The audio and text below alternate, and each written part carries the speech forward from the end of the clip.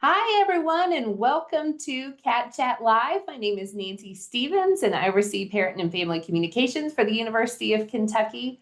And I'm really glad to have you all joining us today. I think we've got the perfect topic for this point in mid to late October as midterm and fall break are coming our way. So today's topic is developing a successful study plan. And so you're going to get to hear from both professional staff and student staff in Transformative Learning's peer tutoring program. And they have such great information to share with you about services that are available to students and then tips and advice that they would like you all to have to share with your students as well. So before I turn things over to them, I want to go through a few of our basic housekeeping items, particularly for folks who may not have been part of a Cat Chat Live with us before. But as a reminder, we're using Zoom's webinar platform. And so the Q&A feature is the best way to communicate with us during today's webinar. We invite your questions. I think they're happy to answer any of them about today's topic and about general academic support for our students.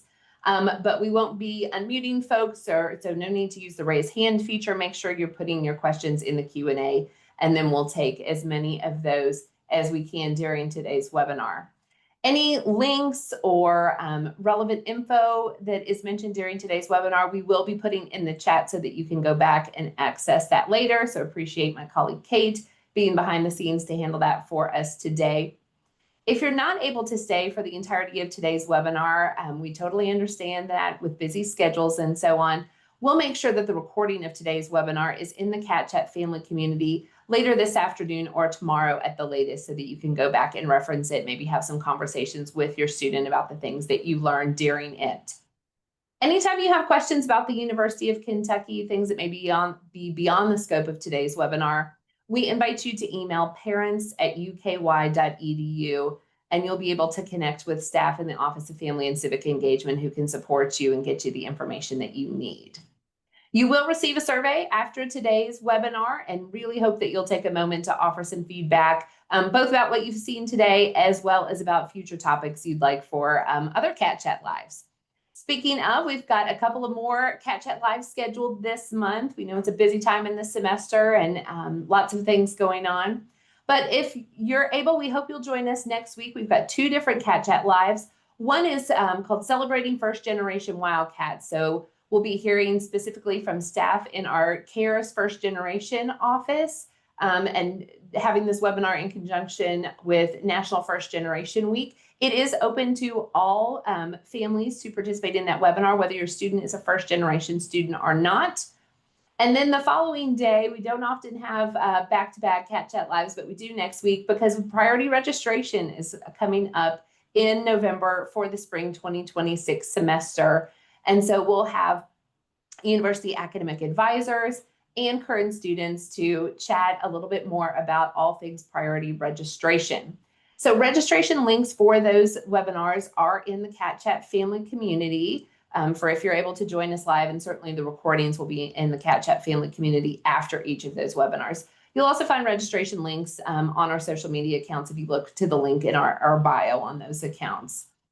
All right, those are all of my announcements and housekeeping items. So I say that and then forget to mention the Cat Chat family community, but making sure folks are using that as your go-to source of information about the University of Kentucky. Again, especially at this busy time in the semester, there's lots of content going into Cat Chat every day about midterm and fall break and different resources we want students to be aware of, different events that are coming up.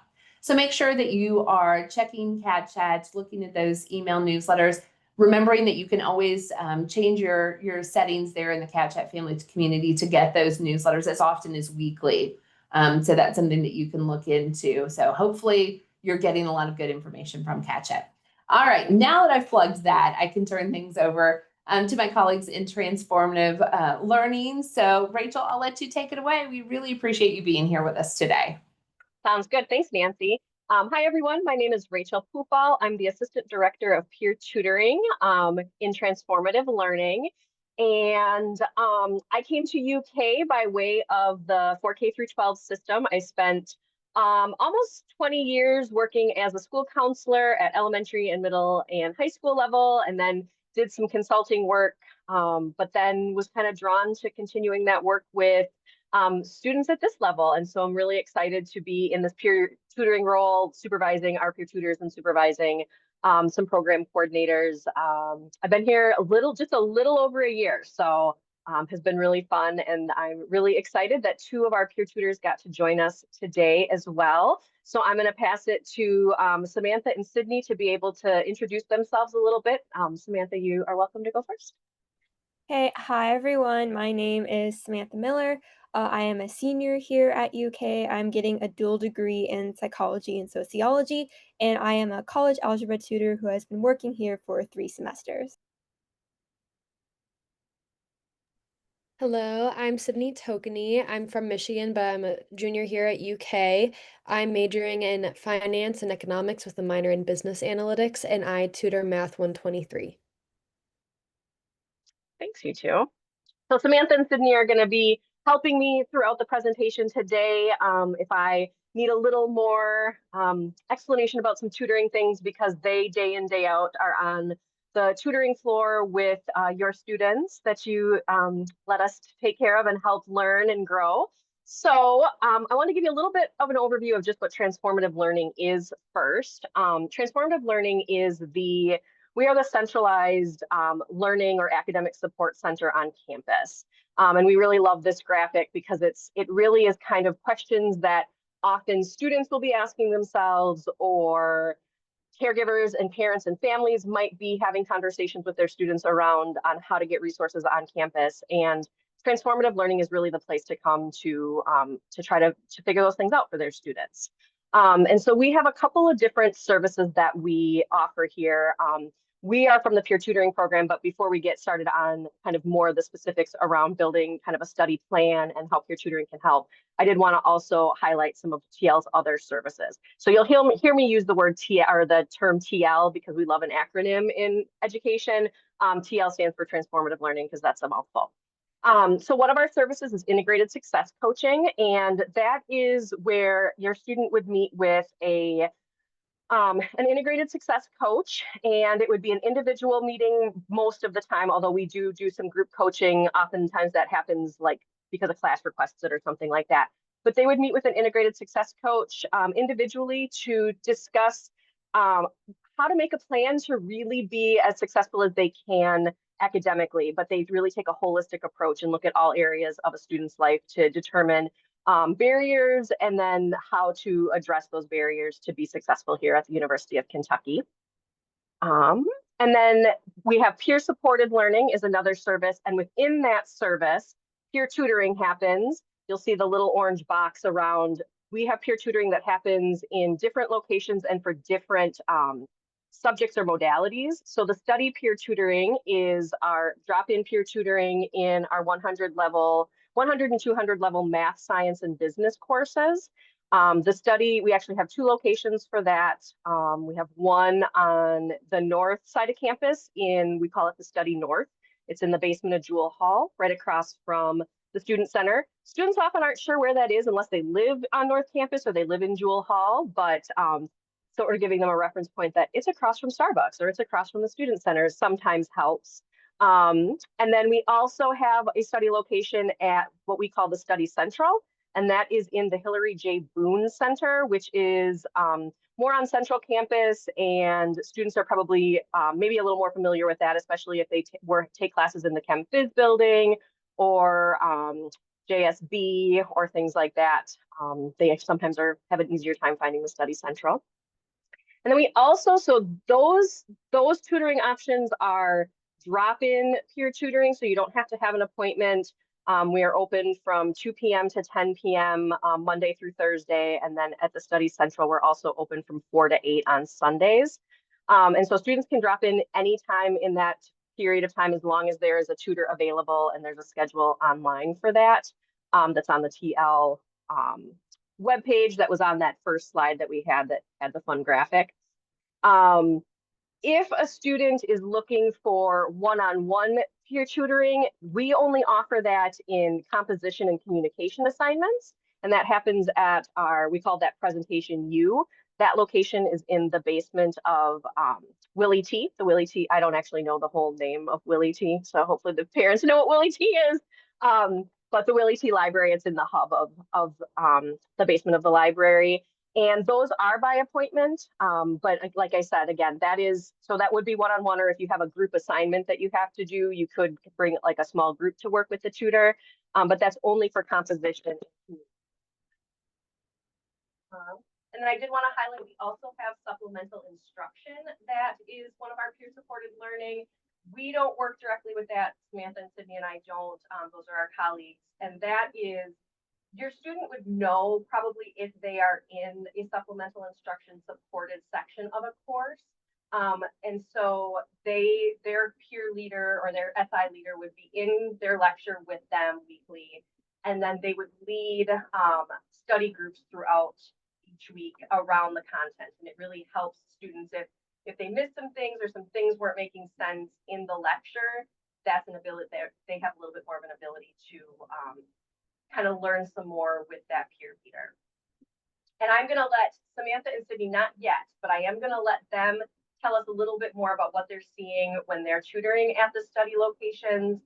But I want to kind of shift from this overview of what we offer in TL to talking about kind of building a study plan, and then coming back around to, okay, how can peer tutoring really help your student with that study plan? Okay. So we're not going to watch video, and I also dropped one of my earbuds, and so I was going to see if I could find it, but I cannot. So does it sound okay if I only have one in? You're a little bit quiet, but I can still hear you. Okay. Right? Don't you love going live? I know. I'm so sorry, everybody. Ooh, it's way under my desk. So maybe you don't need to crawl under there for our benefit. Okay. Okay. Well, if I need to take these out, just be regular. Let me. Okay. So the study strategy that I really wanted to highlight for you all today to be thinking about, and how we really feel like peer tutoring can kind of fit into that, is spaced repetition. And so we're not going to watch this. This is about a 5-minute video that Trevor, who's one of my colleagues in integrated success coaching, does. So I'm going to give you kind of the Cliff Notes version of that, but Nancy will make sure that you have access so you can really watch and kind of get the information that Trevor talks about. But one of the things that we highlight in the video is that when a student, like when they learn something new and they leave, so they go to a lecture, they go to a Math 23 lecture, or they go to their Math 29, class, and they learn something new. If they go home and they don't reconnect to that content again, they're going to lose. They're going to have a huge dip, and they're going to lose that information. And so they need to revisit that throughout the week. And I think a lot of times their classes are set up that way when they provide homeworks and things that they have to do. But if they aren't engaging in using those homeworks, then they're kind of losing that learning and then having to pick it back up again every time they go to class. And so what spaced repetition is that they kind of create a schedule where I'm going to review this information throughout the week so that I don't lose it. And when it comes time to an exam, I don't have to cram all that information at the end. I've really kind of kept it at the forefront of my brain, and I'm really thinking about it. Now, when you're in 4 or 5 different classes, or 6, I was talking to one of my classes this week, and some of my students were enrolled in like 6 classes that were like maybe a credit. That's going to really require them to make a study, kind of a plan or like a schedule of like, when am I going to build in these different spaced repetitions to be able to review all of the different learnings so that I'm not losing it and I'm kind of keeping it at the forefront. So Trevor talks a little bit about that in this, and so that to me is one of the study strategies that I really wanted to highlight for all of you today to help your students kind of think about, was just thinking about when they're studying and how they're studying, and that they're reviewing content numerous times between different exams or different ways that they're being assessed. Something else I wanted to just also provide in thinking about that was when they have, as they've created the time, and so they've created the schedule and they know like these different blocks of time are when I'm going to choose to do studying and choose to do homework, how they want to structure that time. Because I think a lot of times I'll talk to students and it's just like, well, I'm going to go to an open study space hour or two at the study central. And then there's not really a plan. And so then they find themselves like getting kind of caught up in maybe scrolling on their phone or doing something that isn't what they had intended to really spend that hour or so doing. And so really hitting home with your student that it is important to be intentional of how you're spending your time and making a plan to do that. And so this is something that we teach a lot of our first year students that take the UK 101 course about these focused study sessions. And so spending about a minute or two as you're starting that study session to think about what is it that I want to accomplish? What are kind of my goals for this period of time? And then depending on how much time they have allotted for themselves, they can choose like, okay, I'm going to study for 30 to 50 minutes. And just how am I going to do that? Am I going to organize my notes? Am I going to read through them? Am I going to create a practice map? Am I somebody who does really well with like making flashcards or something like that? So they have kind of how they're going to do it. What are they going to do? What are the activities that they're going to do in that study time? We always suggest taking a break. But oftentimes maybe that break not being scrolling on your phone or something, because then you might not come off of that. If your student is really good about like acknowledging, I'm going to put a 10-minute time limit on this and come back to it, great. But maybe just getting up and taking a walk around or getting a snack or something, maybe, something else that isn't like going on a social media or something else that they might scroll on their phone or looking at videos or things like that. And then kind of coming back and spending 5 to 10 minutes just thinking about what they had just done to just sort of synthesize that information in that little block of time that they had been studying and practicing. And then after they sort of done that recap, they start to kind of think about, how do I want to spend the next period of my time? Do I want to keep studying? Do I need to take a break, like a longer break? Is it getting close to a meal time or something like that? Or do I have something else I have to do? Or have I really put enough effort or in my schedule, like that was my time for my math course, and now I really need to put some effort toward my psychology course. And so now I'm going to change subjects and go back into that study cycle of plan, study, taking a break, and recapping.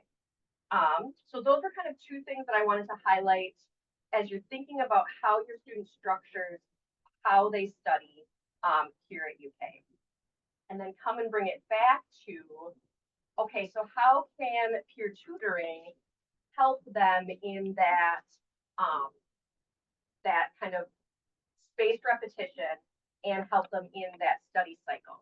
And so I'm going to talk about that, and then I'm going to throw it to Samantha and Sydney to kind of share with you all what they're noticing with students that are coming to peer tutoring, and also what they think is really helpful that students kind of know before they get here and kind of prepare for. So with the way we really see it is like with that spaced repetition, having your student think about, okay, in the week, I have these 3 different times during the week that I know the study is open and I know that they have a tutor in the course that I want to put some study time in. And so they kind of build that into their schedule that from 3 to 5, I have that window of time open. I'm going to go to the Study North because I know that there is a Math 123 tutor there, and I'm going to work with them. Maybe I have questions, maybe I don't. Maybe I'm going to work on my homework in those 3 different times that I know that I have available. And then I can ask, as I need questions, I can ask questions of the tutor if there's things that I don't understand. So that's something that they're already, they just plan it into their week of how they're going to, where they're going to study, where they're going to do their homeworks, things like that. They don't have to necessarily not understand it or not know. They can just go sit at the tutor table and be upfront. The tutor will often greet them and say, hey, what are you working on? And the student can just say, yeah, I really want to kind of have a structured study time. I want to just sit here and work on my homework. But if I have a question, can I ask you? And our tutors are super open to that. So that's one way that we see that. Presentation view is a little bit different because it is pretty assignment specific. However, if a student takes a look at, say they're in a class that they know they're going to have a couple different written assignments, or they're going to have a couple different presentations that they have to do throughout the semester, really being thoughtful in kind of that spaced repetition of like, okay, I'm going to schedule an appointment on this date because I really want some help brainstorming how I want to do the work or how I'd like to get some ideas. Then I'm going to come back a couple weeks later to go over whatever I've created. And then maybe one final time to go over my final draft to then be able to turn that in. And so it's a little bit different of like, not necessarily like losing the information, but maybe losing steam sometimes. Like sometimes a student won't take the time to break up an assignment like that and then will cram all of those pieces in and maybe not create a finished product that they really feel good about. And so if we kind of take it, shift it back to the drop-in peer tutoring, when we look at that study cycle too, on like the day when they go into the study, they can kind of already be thinking about what is my plan for being here? How long am I going to work? You know, do I do the recap piece maybe with the peer tutor just to talk somebody through, you know, what I'm learning, what I kind of have, and then kind of come back around. That can be a way to use both of those techniques that we just talked about, or that I just talked about. So that's really how we kind of what we were thinking about in this short period of time. A couple of different things to offer you as creating a study. I can't remember what I had titled it, a study plan or a study session, but really kind of some things to think about in helping your student think how they want to study here at UK, and then how they can utilize the resources, the peer tutoring resources within transformative learning. I know that having to listen to a person who hasn't been in college for 20 plus years is not always the most helpful. So I would love to invite Samantha and Sydney to come off of mute and just share what they're noticing on the tutor floor and anything else that you think would be helpful for caregivers and families and parents to know about peer tutoring. So, hi everyone again. One thing I wanted to talk about is that I've kind of noticed that most people for MA 109 are showing up 1 or 2 days right before a quiz. I would highly recommend not to do that. I will try my best to go over the content, but it is better for the student to show up possibly a week or two in advance just to go over the content itself. Because for example, when it was the inverse unit, I had about 6 tutees that showed up at the same time, and they all were like, I don't even know how to do an inverse at all. And so it's really hard to sort of create a session if they're showing up and being like, I want to learn about this the day before their quiz. So I highly recommend doing the study session and starting in advance before the quiz begins.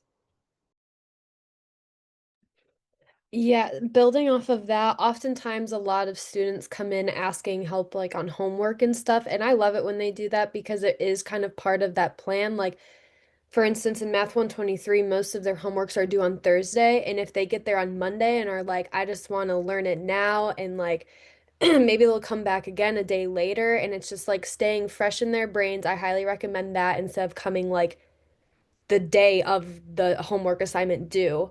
Or like there's an exam coming up this Thursday. A lot of people come in just like an hour before the exam, but so many people, and I highly encourage people to come in a week before, like, or on Monday even, and that's better. And planning out that time. I worked yesterday and people were saying like, I'm gonna come today and I'm gonna come back again tomorrow.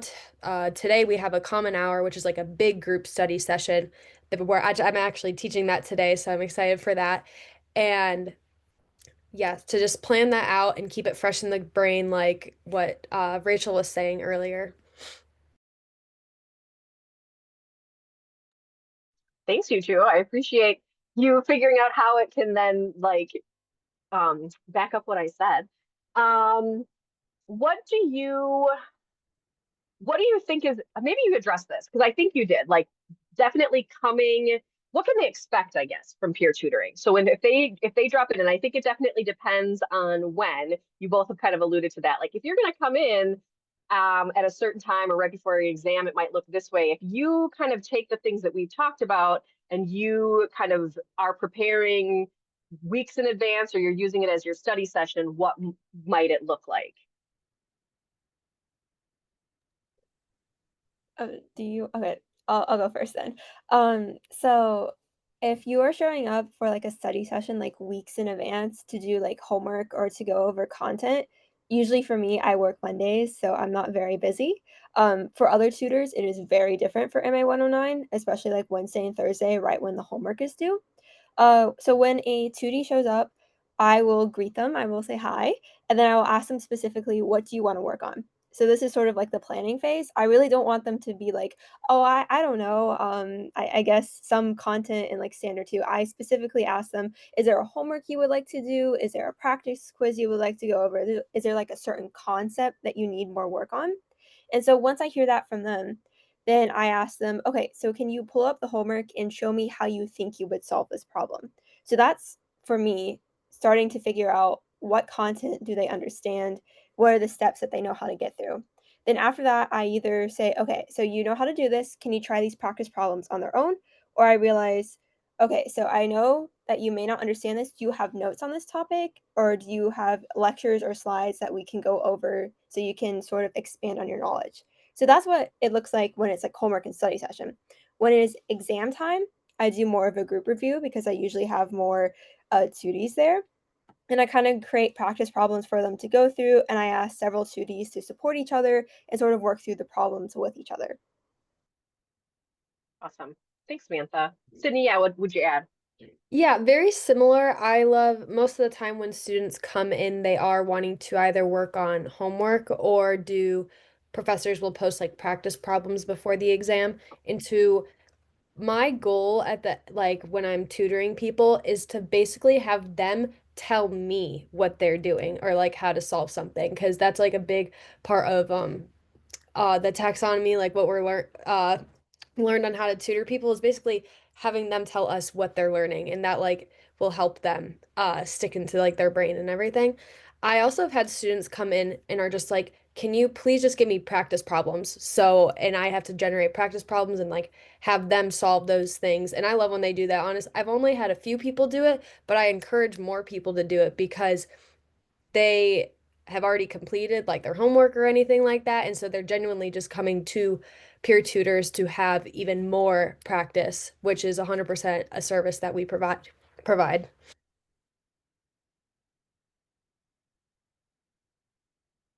Awesome. Thanks, you two.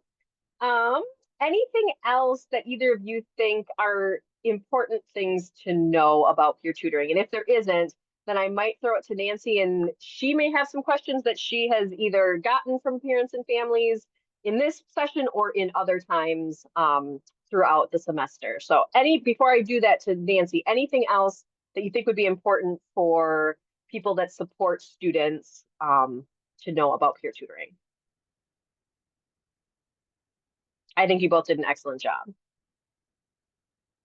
I just say like I love that so many regular people come in and I think not only should you be tutoring the people, but also being there for like a support system and like almost not 100% becoming like super close friends, but it's like being comfortable around your peer tutor and like creating that environment for students to come in and be honestly vulnerable in that moment and being like telling them like, hey, I don't really know what I'm doing, or I really do need help, or I am struggling. And sometimes us as peer tutors can't provide certain services. Like if they're actually struggling very mentally, then we will request them to go to a different service that's offered through transformative learning. Or like there's other programs around UK like tracks we often mention. So it's just good resources always come from peer tutors. Yeah, I just want to add one thing onto that. Just for like a tutoring session for students, they should get used to a lot of questions from me. It's how we tutor here. We use the Socratic method. We use guiding questions, and like for example, I usually say, "Okay, what's the first step?" And then I would also eventually, once they learn the content, I'm like, "Okay, can you explain to me how to solve this problem now?"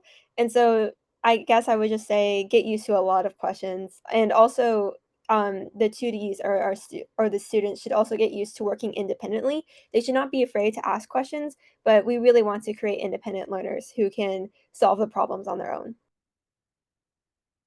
Love it. Yeah. Thanks, you two. That was great. Nancy, what do you think? What do you got for us? Other things that you've heard or wonderings that you have encountered, or if anybody's thrown anything in the Q&A? Yeah, I definitely encourage folks to use the Q&A for any questions you have, but I have, made kind of a greatest hits list of questions that we tend to get at this time of the year from parents and families. We mentioned midterms. We mentioned it's just a really busy time in the semester. Fall break is coming up. So I'm interested from Sydney and Samantha, kind of what other midterm tips that you have for students, whether they're first year students, whether they're juniors and seniors like you. Those may be academic tips, but they may be just kind of balancing life at a really challenging time in the semester. So I'm curious about midterm tips from you all.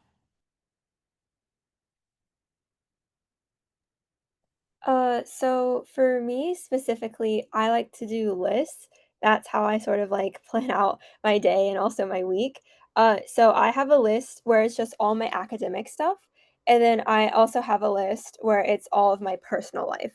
And so I make sure, and I also use a Google Calendar to sort of like plan out and sort of block off, okay, so I have class this time, I have my club this time, I work this time, and then I can start to see I have these open spaces in my calendar where I can actually study for midterms. And that's really helpful for like, for example, this week I have 3 exams. So I have seen with my calendar where I can study and when I have time in order to prepare for it. So I highly recommend using lists, however that may look, post-it notes, actual lists in your notes, Google Calendar to help you prepare for midterms. Yeah, very same with Samantha. I do when it gets like really busy for a certain day, I will have to like make a time chart for a day. Like at 9 o'clock, I have this class, 10 at this class, Zoom meeting at this time, work at this time. Like, and same thing with you. If there's like a blocked off schedule, I'm like, okay, I have time to study that time. So like after this Zoom call, for example, I know I have a block of schedule to study for my exam that's tomorrow, which is great. So you definitely using a calendar or a planner or lists, all those things. Also just like getting up early. I know not everyone's a morning person, but if you are a really busy person, it is just so much better if you get up early and start your day off on a positive note, and you'll have more time to study and plan all these other things. I think that's really great advice. The next question I have for you all is there anything that parents and families do, either your parents and families, or maybe you've seen roommates or friends who have parents and families, like what kind of support do you think parents and families can best offer to students, particularly during that like a really stressful time in the semester, like midterms or finals? So for me, I have a very good support system with my family, and they know I call my parents quite often, almost every day. And it's whether it be just like for 5 minutes or 2 minutes to an hour, like they know if I'm studying for an exam that they just call, check in real quick, and then like say a few supportive words, like you got this, and then they know I'm studying, so they'll like be like, okay, go back, focus. I know I don't want to take any more of your time. And then almost every single time after my exams, I will go on rant to them about like, oh, I hope I did good, all those things, and almost like just exhale to them after all the stress. So just a supportive system behind study is super amazing to have, especially during midterms and any exam during the school year in general. Yeah, sort of what Sydney says. I also kind of do the same thing. For me specifically, though, when I study, I like to talk to a person. So I actually call up my family members when they have time, and I just like talk to them through my notes. And so they're really supportive and like giving their own time for me in order to help study. But they also know that when I have midterms, um, maybe I'm going to be like, hey, I'm really busy this day studying. I'll call at you only at night to like say goodbye or like, say, oh, just like check in that day. And so it's really nice and supportive if like for a family member, they just tell you, I know that you're working hard. I know that you're putting in the effort and like I see you and I support you and I love you. So that's kind of how you can like support your student through these times. That's really great advice too. Rachel, I'm going to direct this next question for you. It came in from the Q&A, and then I even want to expand on a little bit. So the question is, how do students hear about these tutoring options? And then I'm even thinking about times that we hear from families whose students are looking for tutoring and things that are not within the scope of transformative learning. How do students learn about TL opportunities and opportunities kind of beyond the scope of TL too. Sure. Yeah. So I'm going to just switch slides. I think if I have it set up again, this is a really nice informational resource to have about how to access our services. Everything that we have is on the Transformative Learning website. And so that is probably the first go-to that I would say for families or students would be to go there. That's where you can find the drop-in tutor schedule for the study location. So that's for the 100 and 200 level math, science, and business courses. Also, Presentation U is on there. And so that's where the student can go to set up the appointments for that. But the website is kind of a really great, like, go to anytime and get the information you need. We do also use some social media accounts. And so if students aren't already following our Instagram account, that is a great way for them to get information about what's going on, different events that we might be having, or just a reminder that TL exists. We try to do a lot of outreach, I think, to courses. So all of our courses that are supported by the study, the professors and instructors know about that. And so we kind of try to keep it on their radar. So they're mentioning it to their students. Most of the professors that I talk to, instructors that I talk to, have put it on their Canvas shell. And so students know, or, at least it's on the Canvas shell somewhere if students have seen it. Or if they haven't, that might be a place to look. So that's another place that I have heard that students often get information about it. Doing things like this so that parents and families and caregivers are aware of the services and that they're available. We do just kind of throughout the semester a lot of different kind of outreach things in a hopes to let students know that it exists. Their advisors are aware of it. I would think most folks on campus, like most staff or faculty that students work with, know that it exists. So that's for the peer tutoring and the supplemental instruction and the different services that we offer through TL. Nancy, your second half of the question was, remind me, I'm sorry. Yeah, it was kind of, so we talked about how the peer supported learning is generally in 100 level classes, things like that. So I'm thinking about students who may be struggling in upper level classes or in subjects that are not supported by TL. Yeah, that's a great question. There's a lot of different resources across campus. I wish that I was more well versed on that, and Samantha and Sydney might be more than me. But I know what the things that I've been aware of. There are other learning resource centers that are content specific. I know chemistry has one. I know math has one. I think engineering has them. So we do a campus-wide tutor training, and so I've trained other tutors from different tutoring centers across campus that offer peer tutoring support as well, a lot of times for some of those upper level courses.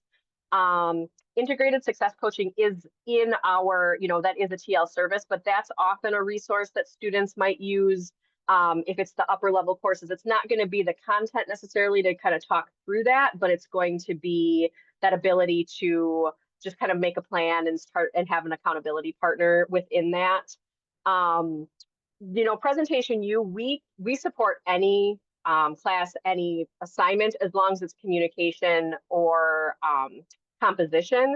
So if you're in an upper level course and working on a paper, we definitely take people in there, but there's also the writing center that's in the hub of the library or the basement of Willie T as well, that people can go to for those types of assignments. Samantha or Sydney, what am I forgetting? What are some other things that maybe you have utilized when you've gotten into some of your upper level courses that we don't tutor at the study? So personally, like I'm a student in the Gatton College of Business, and then they have what's called the Leap Lab. Um, and that is for like economics, accounting, and I think they teach up to like 300 level classes for those. I use them. I've always used them. I used them last semester. I'm going to use them this semester, and they're great. And I'm a junior, and I'm still able to use these resources. I know there's also the Math Scholar. I've personally never used it, but I've heard other people go there, which I think it's just their TAs that help them. So that's probably just a person that's, if you have like a recitation, that professor would be the one that's helping you out, which is beneficial. Or if you want another tutor, then I would either go to the study again or the Leap Lab, which is the ones that I use the most in my time at UK. I do know that there's tutoring for language classes as well. That's with more like TAs and stuff. It's not with like TL at all. There's Mass Geller, of course, and also if the course like psychology and sociology, which are my majors, we don't have tutoring at all. So I highly recommend just going to the professor's office hours if you have a question. That's also sort of like a resource and creating your own study group with students in that class. Awesome. Thank you, Joe. Yeah, that's good advice. And I see that Kate has put a link to UK's academic resource search tool. So that'll include links to some of the other services that they mentioned, some of the subject specific learning centers and so on. So that's a good resource. I'm glad you mentioned office hours and study groups as well. I want to give folks one more chance to put any questions in the Q&A. And while they're doing that, I want to make a quick mention. One of the things that we note about this time of year with midterm exams and all of that is that it gives students an opportunity to make some decisions about the remainder of their semester. You know, we would love to think that all of our Wildcats are going to pass their midterms with flying colors and have really strong midterm grades. That's something that will be entered into My UK so that students can see that. The final withdrawal deadline for the semester does follow midterm. So if students get to a situation where they feel like they're not going to be able to be as successful in a class as they want to be, they can withdraw from the class. That withdrawal deadline for full term courses is November 14th. So we want students to be aware of that because after the 14th, the university policy says that students can only withdraw for urgent non-academic reasons. In my occasional perusal of some of the unofficial UK family Facebook groups, I have been seeing some folks who are masquerading on the internet as professional academic advisors and saying things like, oh, you know, withdraw from this course. It's no big deal. I've heard some people say, well, but that's going to drop my student below full-time status. And other people saying, well, that's not a big deal. And I'm thinking, oh, that is a big deal. So I will say, if folks are dealing with a student who is looking at withdrawing from a class, make sure they're engaging the support of their academic advisor who is in the best position to talk about their options. Maybe that may be a late starting part of term course and some other options there around retakes in future semesters and so on. If students withdraw from a class and that does drop them below full-time status, that can have ramifications for their financial aid, for their ability to access university resources that require them to be a full-time student. So I guess my catch-all advice there is we're not trusting strangers on the internet with our students' academic futures. So let's use our professional academic advisors. That's what they're there for. So that's my little soapbox based on some things that I saw online earlier this week. Well, I'm not seeing any more questions come up in the Q&A, but want to give Rachel and Sydney and Samantha a chance to give any kind of catch-all advice or tips that we haven't touched on already. I would love to open it to Sydney and Samantha first. I have one that I know I want to share, but love to hear from you too if you've got something else. I would just say don't be afraid to lean on any resource that UK offers because we have so many resources, literally for anything, I think. And they're just so beneficial. Before I was a tutor for Math 123, I was a tutee at Math 123. Like I went there. So, and they helped me pass the class. So just know that we are there for a reason and that we can just help out any way as possible through transformative learning, any service offered through UK. Yeah, my tip would just be please show up early if you want to get tutoring, and also don't be afraid to ask questions at all or like ask for help because kind of like Sydney. Oh,